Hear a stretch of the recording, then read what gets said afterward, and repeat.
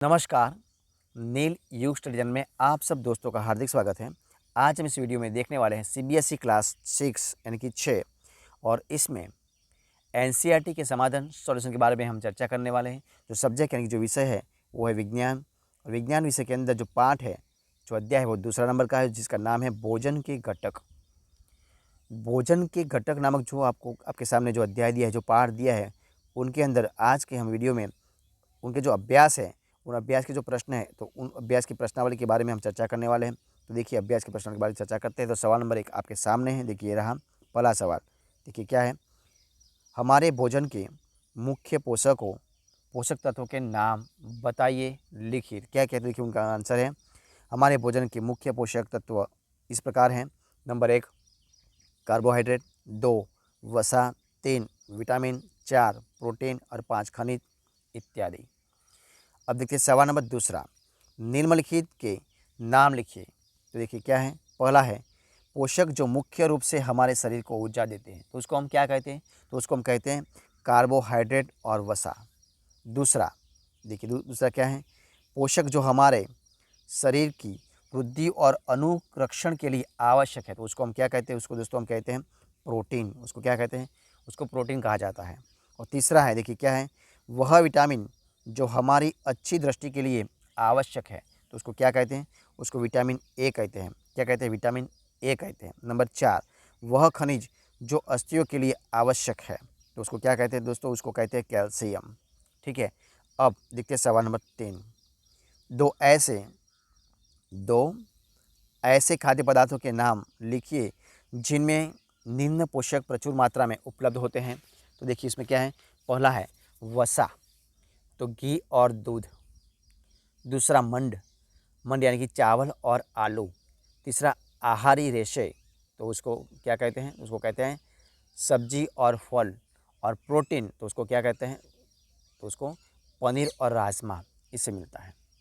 वसा कहाँ से मिलते हैं, तो वो मिलते हैं घी और दूध से। मंड मिलते हैं चावल और आलू से। आहारी रेशे मिलते हैं सब्जी और फल से। और प्रोटीन मिलता है पनीर और राजमा से। ठीक है। अब देखिए सवाल नंबर 4, इनमें सही कथन को सही अंकित कीजिए।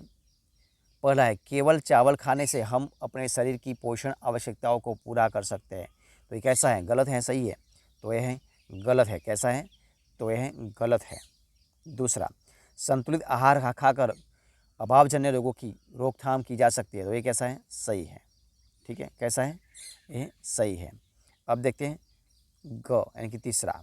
देखिए क्या आता है, शरीर के लिए संतुलित आहार में नाना प्रकार के खाद्य पदार्थ होने चाहिए, तो ये कैसा है, सही है। नंबर 4 शरीर को सभी पोषक तत्व उपलब्ध कराने के लिए केवल मांस पर्याप्त है, तो ये कैसा है, तो ये गलत है। ठीक है। अब देखते हैं सवाल नंबर 5, रिक्त स्थानों की पूर्ति कीजिए। इसमें पहला है, देखिए पहला क्या है, तो देखिए खाली जगह विटामिन डी के अभाव से होता है, तो क्या होता है, रिकेट। क्या होता है, रिकेट। दूसरा, खाली जगह की कमी से बैरी नामक रोग होता है, तो वह विटामिन बी के कारण। किसके वजह से, विटामिन बी के वजह से होता है। अब देखते हैं तीसरा, विटामिन सी के अभाव से खाली जगह नामक रोग होता है, तो होता है स्कर्वी। क्या होता है, स्कर्वी, इधर आ जाएगा स्कर्वी। नंबर 4 हमारे भोजन में खाली जगह के अभाव से रतांधी होता है, तो इसके अभाव से, तो इधर आ जाएगा विटामिन ए। ठीक है।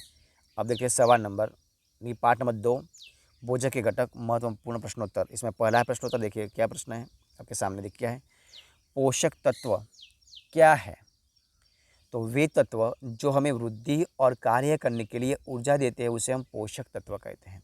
दूसरा सवाल, पोषक तत्व किसे कहते हैं, तो प्रोटीन, कार्बोहाइड्रेट, वसा, विटामिन और खनिज लवणों को पोषक तत्व कहते हैं। तीसरा सवाल, विटामिन का कार्य लिखो। क्या कार्य है, तो विटामिन हमें रोगों से बचाते हैं और हमारे शरीर की रक्षा करते हैं। सवाल नंबर 4, प्रोटीन का कार्य लिखो। तो प्रोटीन शरीर की वृद्धि करने में मदद करते हैं और घायल ऊतकों के मरम्मत का कार्य करते हैं। सवाल 5वां, वसा और कार्बोहाइड्रेट का प्रमुख कार्य क्या है, तो वसा और कार्बोहाइड्रेट में हमें ऊर्जा देते हैं। सवाल नंबर 6, प्रोटीन के 5 स्रोतों के नाम लिखो। तो दाल, दूध, अंडा, मछली और सोयाबीन आदि प्रमुख होते हैं। अब देखिए 7वां, विटामिन कितने प्रकार के होते हैं, विटामिन दो प्रकार के होते हैं। नंबर एक, जल में घुलनशील विटामिन। जल में घुलनशील मतलब में से vitamin B, vitamin C, vitamin D आदि। और दूसरा, वसा में घुलनशील तो विटामिन ए, ई और विटामिन के आदि। देखिए सवाल नंबर 8, रक्षांश किसे कहते हैं? तो फलों और सब्जियों के छिलकों में एक विशेष प्रकार का कार्बोहाइड्रेट पाया जाता है जिसे रक्षांश, जिसे क्या कहते हैं? जिसे रक्षांश कहते हैं। ठीक है, अब देखते हैं सवाल नंबर 9वां।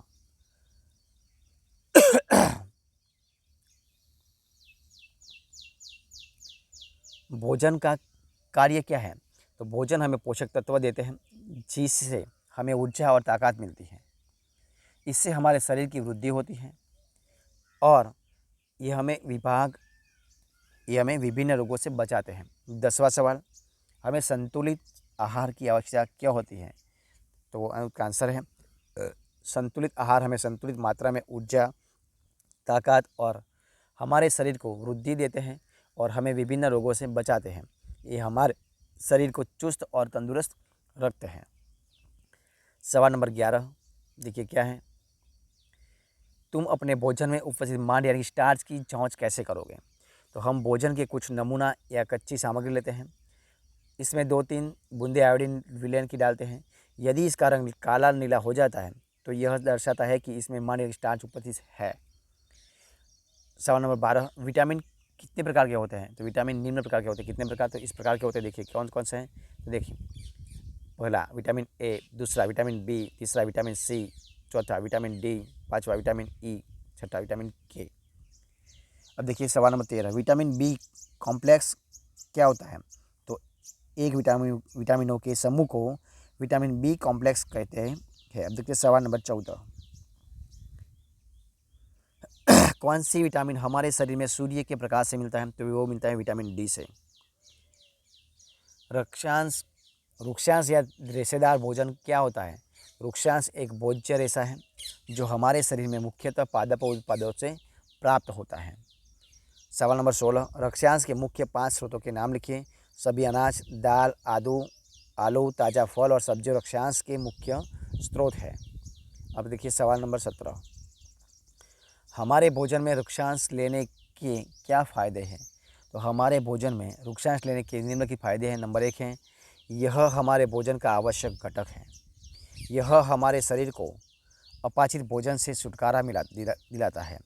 यह कब्ज हटाने में मदद करता है। अब देखिए सवाल नंबर 18, हमारे शरीर को जल की आवश्यकता क्यों होती है? तो हमारे शरीर को जल की आवश्यकता इसलिए होती है क्योंकि नंबर 1, जल भोजन से पोषक तत्वों का अवशोषण करने में हमारे शरीर की मदद करता है। यह हमारे शरीर से दूषित पदार्थ जैसे पेशाब और पसीना को बाहर निकालने में मदद करता है। अब देखिए सवाल नंबर 19, देखिए क्या है? संतुलित आहार किसे कहते हैं? तो वह आहार जिसमें सभी आवश्यक पोषक तत्व, रुक्षांश और जल उचित मात्रा में हो उसे संतुलित आहार कहते हैं। सवाल 20, अभावजनित रोग किसे कहते हैं? तो देखिए उनका आंसर इधर है। वे रोग जो लंबे समय से पोषक तत्वों की कमी के कारण होते हैं उसे अभावजनित रोग कहते हैं, जैसे स्कर्वी, बेरीबेरी, मेलास्मस और रतांदी। सवाल 21, हमारे शरीर में कार्बोहाइड्रेट मुख्यतः किस रूप में पाया जाता है? तो स्टार्च तथा शुगर के रूप में। 22 सवाल, 2 पोषक तत्वों के नाम बताइए जो हमें ऊर्जा प्रदान करते हैं। तो वसा और कार्बोहाइड्रेट। सवाल नंबर 23, वसा कार्बोहाइड्रेट में कौन सा पोषक तत्व हमें अधिक ऊर्जा देता है? तो वसा। 24 सवाल, किस पोषक तत्व से भरपूर भोजन को शरीर निर्माण वाला भोजन कहा जाता है? तो प्रोटीन युक्त भोजन को। 25, कौन सा विटामिन भोजन पकाते समय आसानी से नष्ट हो जाता है? Vitamin C. 26, मोटापा क्या है? तो वसा से भरपूर भोजन चर्बी से थोड़े शारीरिक स्थिति का कारण होता है, इसे मोटापा कहते हैं। अब देखते हैं असाइनमेंट यानी कि आपको खुद करना है। तो सवाल नंबर 1 है कि क्या है? किस पोषक तत्व की कमी से घेंघा रोग होता है? दूसरा, बेरी रोग का लक्षण बताइए। अभावजन्य रोग किसे कहते हैं? पकाए हुए भोजन से अत्यधिक जल को क्यों नहीं फेंका जाता? आहार की परिभाषा दीजिए। संतुलित आहार किसे कहते हैं? और 7वां, दूध एक संतुलित आहार है कैसे? और vitamin A, vitamin B, calcium, protein, वसा और कार्बोहाइड्रेट की कमी से होने वाले रोगों की एक सूची बनाइए। सोयाबीन में किस पोषक तत्व की प्रचुरता पाई जाती है। हमारे शरीर में जल का कार्य लिखो। प्रोटीन का 2 कार्य कीजिए, इन्हें कि लिखिए। सबसे अधिक ऊर्जा किस पोषक तत्व में पाई जाती है, ये सब लिखना है आपको, ठीक है। आहारी रेशों की हमारे शरीर में क्या आवश्यकता है। प्रोटीन की 5 स्रोतों का नाम लिखिए। वसा के 5 प्रमुख स्रोतों का नाम लिखिए। सब आपको असाइनमेंट में लिखना है। तो दोस्तों इस प्रकार हम इस वीडियो को सॉल्यूशन के रूप में हम खत्म करते हैं। तो अगर आपको इस वीडियो पसंद आया हो, अच्छा लगा हो, यूज़फुल लगा हो, तो वीडियो को लाइक कीजिए, कमेंट कीजिए, आपके दोस्तों में शेयर कर दीजिए। और लास्ट में अब तक आपने इस चैनल को यानी कि नील युग स्टडी चैनल को सब्सक्राइब नहीं किया है तो उनको सब्सक्राइब करना मत भूलें। और बगल में जो बेल आइकन दिया है उनको भी आपको प्रेस करना है, यानी कि जब भी कोई नया वीडियो इस चैनल में अपलोड हो तो सबसे पहले आपको एक नोटिफिकेशन मिल जाएगा और सबसे पहले आप वीडियो देख सकेंगे। वीडियो को फर्स्ट अंत तक देखने के लिए आप सब दोस्तों का मैं बहुत बहुत धन्यवाद करता हूँ।